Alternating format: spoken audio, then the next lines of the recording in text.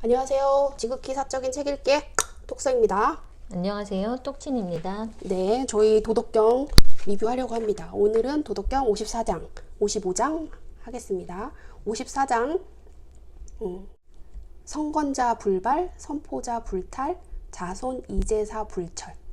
잘 심은 것은 뽑히지 않고 잘 품은 것은 벗어나지 않는다. 이러한 도의 원리를 알고 행하면 자손들이 지내는 제사가 그치지 않는다. 이 성건자 불발, 선포자 불탈은 노자가 계속 말했던 도의 원리를 말하는 겁니다. 이런 도의 원리를 알고 행하면 자손들이 지내는 제사가 그치지 않고 자손 대대로 번성할 수 있다는 얘기고요. 수지어신 기덕내진, 수지어가 기덕내여. 자신에게서 그것을 이라는 건 아까 말했던 성건자 불발, 선포자 불탈, 도의 원리를 말합니다. 자신에게서 도의 원리를 닦으면 그 덕이 진실해지고 집안에서 그것을 닦으면 그 덕이 넉넉해지며 수지어향 기덕내장, 수지어국 기덕내풍. 동네에서 그것을 닦으면 그 덕이 오래오래 보존되고 나라에서 그것을 닦으면 그 덕이 풍성해지고 수지어 천하 기덕내보. 천하에서 그것을 닦으면 그 덕이 모두에게 골고루 펼쳐질 것이다 라는 얘기인데요. 우리가 그동안 도덕경에서 봤던 도의 원리를 잘 알고 익히면 세상이 잘 살 수 있다라는 얘기를 다시 하고 있는 겁니다. 고의신간신, 이가 강가. 그러므로 자신은 자신으로 보고 집안은 집안으로 보고 이향 광향, 이국 간국, 이천하 관천하. 동네는 동네로 보고 나라는 나라로 보며 천하는 천하로 본다. 오하이지천하 연재 2차. 내가 어찌 천하가 그러한 줄 알겠는가. 바로 이러한 방식을 가지고서다. 제가 54장을 리뷰하겠다라고 결정한 이유가 바로 이 부분 때문인데요. 그동안 저희는 공자의 수신제가 치국평천하라는 말에 익숙해서 먼저 자신을 닦고 그 이후에 집안을 안정시키고 나라를 다스리면 나라를 평정할 수 있다는 뜻으로 많이 알고 있는데 노자는 다르게 말을 하고 있어요. 자기를 자신으로 보고 나라는 나라로 봐라 이렇게 요구를 하고 있습니다.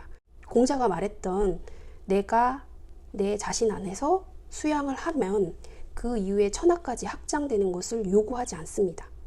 따로 분리해서 보라고 얘기를 하고 있어요. 왜냐하면 이렇게 공자처럼 자신을 부단히 확장한다는 것은 특정 체계나 기준을 학습하여 세계에 펼쳐 보이려고 하는 것이기 때문이라고 합니다.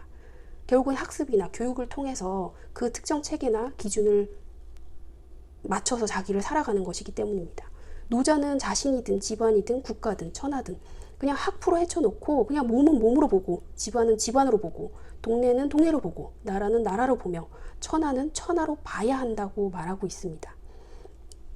예를 들어서 가족의 구성원에게 가정 안의 기준이나 체계로 개개인의 구성원을 억압하고 구속시키면 그 집안은 오래 갈 수 없고 또한 마을, 국가도 마찬가지라고 합니다. 집안에서 문제아라고 손가락질 받던 아이도 알고 보면 연예인이나 뭐 이런 재능을 가지고 있는 경우가 많죠. 예를 들어 지금 연예인 중에 뭐 법 쪽이나 의사 집안인데 그 연예인 쪽에 재능이 있어서 그쪽으로 하락하는 경우도 많이 있죠. 그 집안의 기준이나 체가 그 아이에게 맞지 않아서입니다. 그런데 저는 이 부분을 이제 좀 섞어서 봐야 될 것 같아요. 물론 노자처럼 봐야 되는 부분도 있습니다. 자신을 자신으로 봐야지 집안을 집안으로 봐야지 나를 확장시켜서 집안을 다스리고 또 동네를 다스리고 천하를 다스리려고 하지 않는 것도 중요한 반면에 나를 잘 수양해서 나를 확장시켜서 성장해야 하는 모습도 반드시 필요한 부분이 있는 것 같아요. 그래서 이 두 가지 공자가 말했던 부분, 노자가 말했던 부분을 잘 융합해서 나한테 맞춰서 자기화할 수 있으면 될 것 같습니다. 네, 저는 여기까지 하려고 하는데요. 똑치님 혹시 여기에서 덧붙여주고 싶은 말씀 계신가요? 저는 똑똑님이 인상적이었다는 그 부분에 대해서 네. 저도 좀 이 부분이 와 닿았던 게 설명해 주신 부분도 맞고 또 이렇게 해석이 가능할 것도 같아요.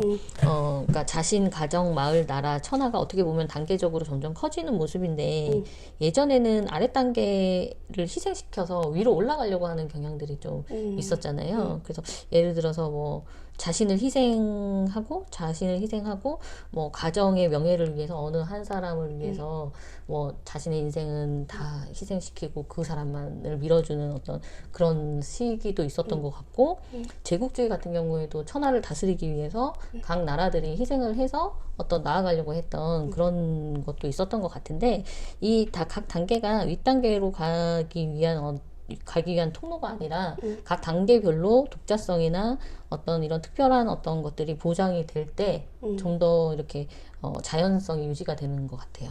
다양성을 인정하는 말씀이신가요? 네네. 그리고 자꾸 위로 올라가려고 하는 것에 대해서 노자가 경계하는 마음이 있잖아요. 네. 근데 우리는 계속 지금까지 그래왔던 것 같아요. 그러니까 가정보다는 마을보다는 나라, 뭐 이렇게 그게 우리나라의 어떤 역사적인 어떤 이유 때문이기도 하지만 사실 뭐 새마을 운동이나 이런 걸 봤을 때도 그런 경향이 되게 있었잖아요. 그건 우리가 올 필요도 사실 있었던 것 같기는 해요. 근데 지금의 상황은 이런 개별적인 단계의 독자성을 인정해 주는 게 되게 중요한 시기인 것 같거든요. 그런 것 같아요. 네. 그래서 지금의 시기에 우리가 도덕경을 읽으면 참 좋다고 지난번에도 계속 말씀드리고 있는 것 같아요.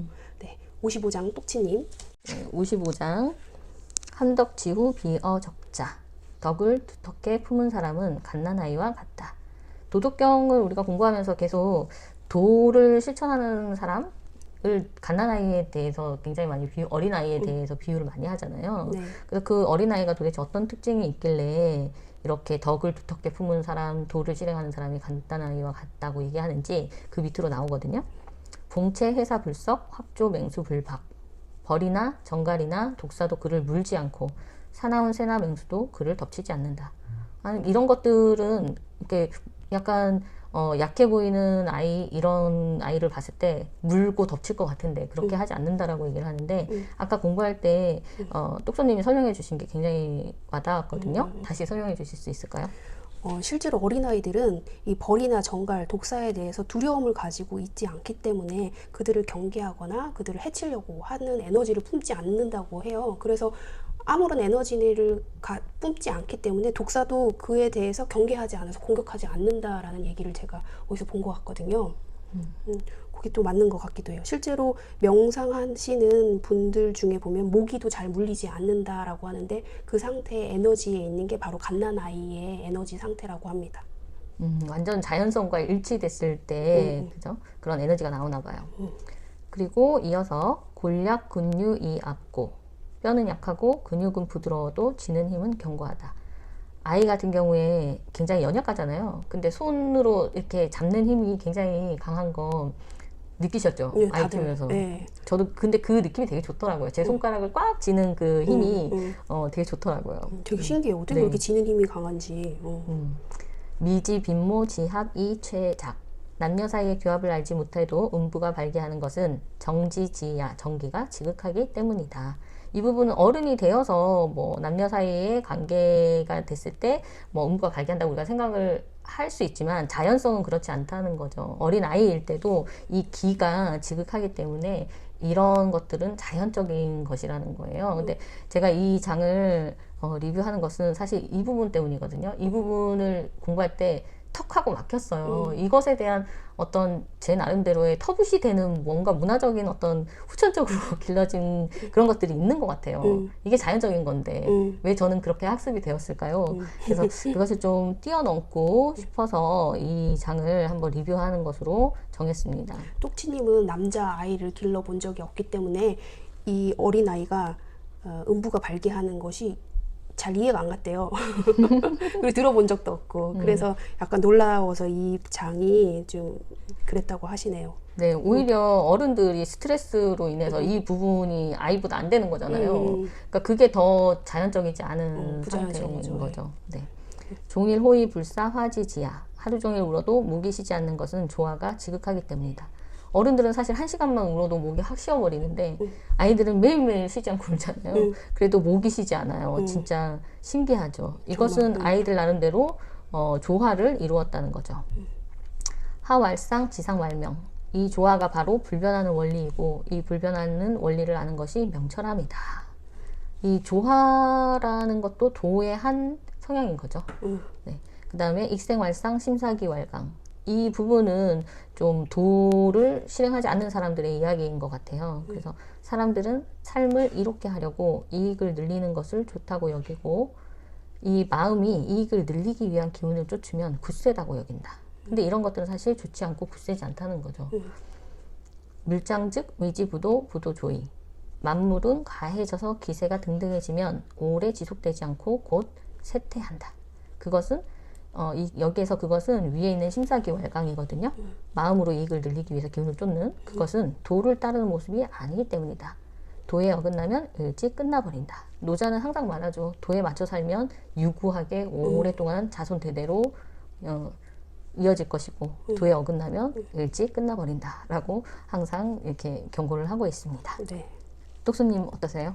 저는 이 장은 계속 도덕경에서 얘기했던 부분인데 이거 공부하면서 좀 마음가짐을 새롭게 한 부분이 있어요. 제가 유튜브 시작을 하면서 유튜브에 구독자를 늘려서 좀 인기 있는 유튜버가 됐으면 좋겠다라고 생각을 하고 시작을 했는데 제가 이제 공부를 시작하면서 점점 마음이 변하더라고요.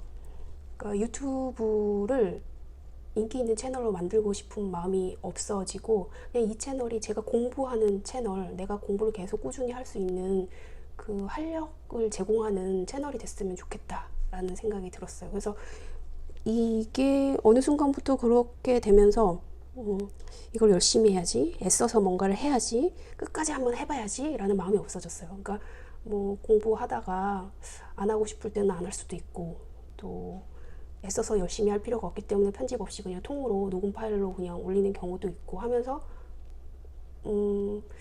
더 오래 할 수 있는 것 같아요. 제가 갓난아이와 같으시군요.